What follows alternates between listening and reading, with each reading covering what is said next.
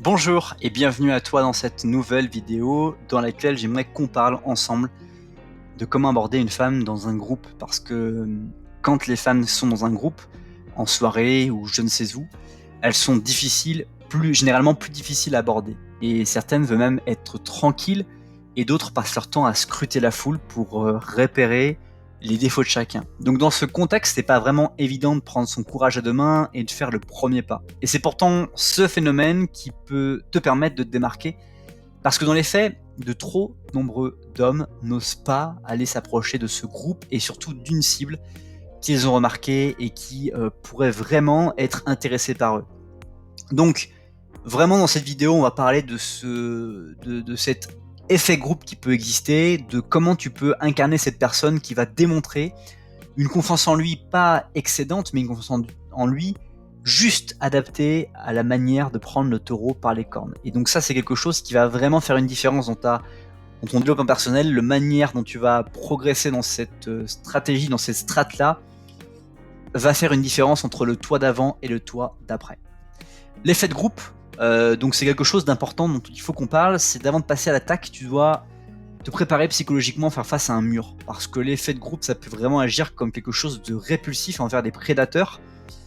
C'est d'ailleurs comme ça que fonctionnent les animaux dans la nature. Par exemple, en Afrique, les éléphants, les bisons, etc., qui savent que les lions vont attaquer, ou les loups peut-être, si on considère ça en Europe ou en Amérique du Nord, ils vont rester en groupe pour pouvoir se protéger, parce qu'ils savent que l'union fait la force. Et donc, se frayer un chemin intérieur de cette entité, c'est pas forcément évident. Et on se sent toujours plus fort socialement quand on est entouré par des personnes qu'on apprécie et qui sont avec nous. Et lorsqu'une femme en particulier t'intéresse, dans un groupe, tu ne peux pas du tout l'aborder frontalement, parce que sous peine que tu vas renforcer sa stature de femme dominante et lui accorder une importance dont elle jouera pour te rejeter davantage. Donc il faut que tu fasses preuve de finesse pour passer cette prétendue valeur sociale qui va être face à toi. Donc identifier une cible particulière et lui montrer trop rapidement ton attirance, ça revient à lui booster sa confiance en elle et à lui faire penser qu'elle est bien plus remarquable que ses amis, et donc elle ne succombera pas à tes avances dans ce cas de figure. Donc ton objectif, c'est donc de la faire douter, de la pousser à vouloir démontrer qu'elle est digne d'intérêt et que c'est elle que tu devras choisir. Donc là, en fait, on va surtout parler du principe de la psychologie inversée pour atteindre ta cible, parce qu'aussi paradoxal que ça puisse paraître, pour parvenir à séduire une femme dans un groupe, tu vas devoir te recentrer toute ton attention sur ses amis. Donc tu vas choisir une autre personne qui est bien moins séduisante qu'elle, de manière à lui susciter la jalousie.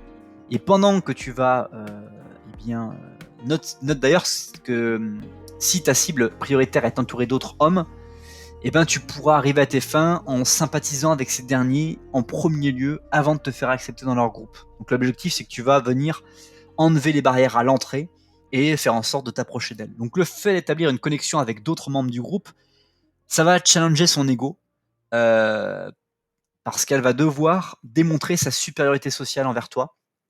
Et donc, ça va devenir pour elle quelque chose d'inconscient, pour le fait qu'elle va vouloir que vous venez lui parler et que vous deveniez son centre d'attention.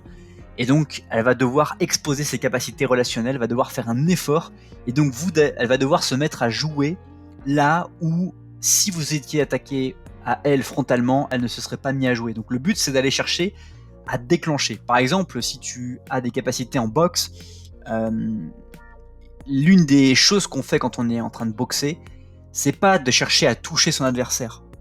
En boxe, on va chercher à faire déclencher son adversaire, à lui faire croire que nous sommes à sa portée pour l'obliger à faire quelque chose qui va le faire s'ouvrir. Et c'est exactement ce qu'on va faire en séduction, c'est qu'on va faire déclencher l'adversaire pour pouvoir en fait connaître ses intentions et connaître ses points forts et ses points faibles. Donc la nature humaine, c'est fait ainsi, c'est qu'on désire toujours ce qu'on peut obtenir, et c'est bien ce sentiment que tu vas renvoyer à ta cible en adoptant l'attitude de quelqu'un qui va plutôt s'intéresser à une fille moins jolie qu'elle ou à un groupe d'amis sans la regarder, sans la considérer.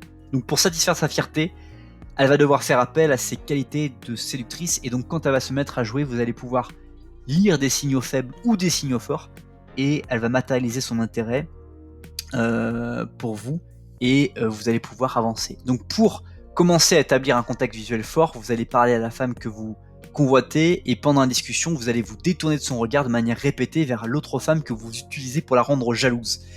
Et en plus de ces regards, n'hésitez pas à sourire avant de replonger vos yeux et tes yeux dans ceux de ton interlocutrice. Cela devra certainement inconsciemment stimuler son esprit de compétition et la pousser à se battre pour obtenir ton attention, ce qui va vraiment être un des facteurs clés de succès. Et tu peux aller plus loin en établissant un contact physique avec les autres membres du groupe, parler avec les autres femmes, rire avec elles, toucher leurs bras, pour leur demander où sont les toilettes ou après une boutade.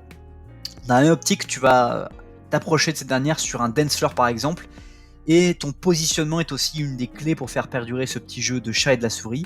Assis autour de la table, fais plus souvent face aux autres membres du groupe qu'à la femme convoitée. Tout ce qu'elle voudra, c'est se réapproprier ton attention. Donc encore une fois, l'une des questions qu'on me pose le plus dans ce genre de situation, c'est la fameuse question qu'on va te poser, c'est où sont tes amis? Par exemple, quand tu vas commencer à aborder le groupe, si c'est un groupe de femmes par exemple, si elles vont te poser la question où sont tes amis? Donc là, l'objection et le petit mensonge qu'il faut utiliser, c'est j'attends les amis mais ils sont pas encore arrivés, donc du coup je suis tout seul, et puis quand je vous ai vu, je me suis dit que plutôt que de patienter comme un con tout seul au bar, j'allais plutôt venir discuter avec vous parce que vous paraissiez des personnes sympathiques. Et si ce sont des mecs, eh bien vous allez en profiter pour dire voilà, effectivement la même chose. J'attends les amis, plutôt que d'attendre comme un con au bar. Je me suis dit que c'était vous paraissiez très fun, et je me suis dit que c'était sympathique de venir papoter un petit peu avec vous, et ça va créer en fait cette dynamique que vous allez pouvoir faire, et surtout bien cibler qui vous voulez.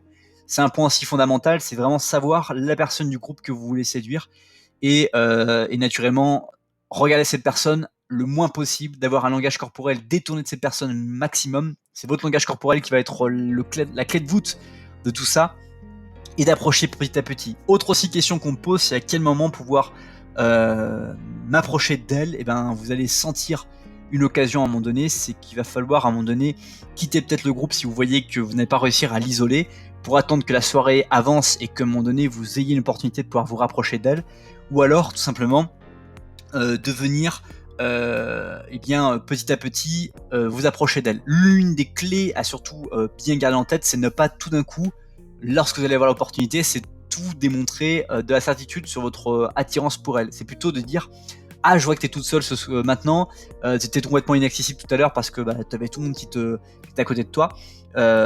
Du coup, t'es la personne que je connais le moins du groupe, et donc la laisser en fait s'ouvrir et de voir un petit peu si elle est intéressée ou pas. Et des fois, elle va pas être intéressée, donc vous allez très vite comprendre que soit parce qu'elle est timide, soit parce que vraiment elle est pas intéressée. Et donc du coup vous n'allez pas forcément forcer, ou alors vous allez être forcé, à vous de voir comment vous allez vous y prendre. Et sinon dans d'autres situations vous allez vous rendre compte qu'elle est vraiment intéressée, et donc là clairement ce qu'il va falloir faire, c'est lui proposer de continuer cette conversation ultérieurement, peut-être lui dire que vos amis finalement, parce que vous êtes certainement sortis seuls, lui dire que vos amis ont décidé d'aller dans un autre bar, ou ont décidé d'aller chez quelqu'un d'autre, donc vous allez devoir quitter la soirée et les rejoindre, et donc vous aimeriez bien continuer cette conversation avec elle autour d'un café dans les prochains jours.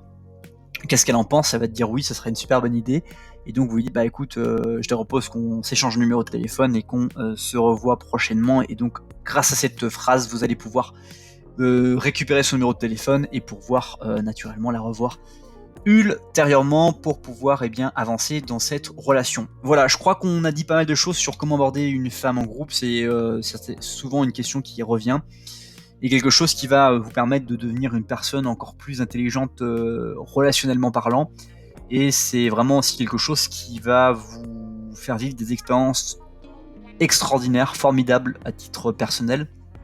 Encore une fois, ces expériences que vous allez vivre, vous les garderez toute votre vie tout seul avec vous-même. Et c'est aussi quelque chose qui est sympathique, parce que des fois on a des souvenirs avec des amis de situations dans lesquelles on a vécu des moments de karma, comme j'aime à dire.